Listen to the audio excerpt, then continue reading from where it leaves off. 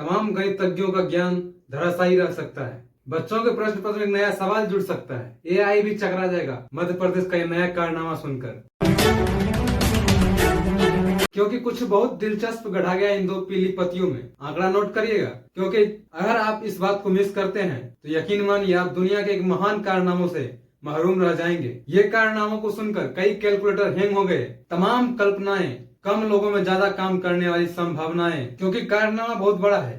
जिसमें पहली पर्ची है मध्य प्रदेश के शहडोल जिले के संकदी हाई स्कूल के, जहां बिल बना 16,984 रुपये का, जिसमें 167 मजदूर लगे और 65 मिस्त्री, और इनकी जिम्मेदारी थी स्कूल के एक दीवार को पेंट करना और सिर्फ 4 लीटर पेंट करना था। वहीं निपनिया हायर सेकेंडरी स्कूल में मामला और भी अजीब निकला, जहां 120 लीटर पेंट, 10 खिड़कियां, 4 दरवाजे लगाने के लिए 275 मजदूर और 150 मिस्त्री दर्ज किए गए, जिसका टोटल बिल बना 31,685 रुपए का।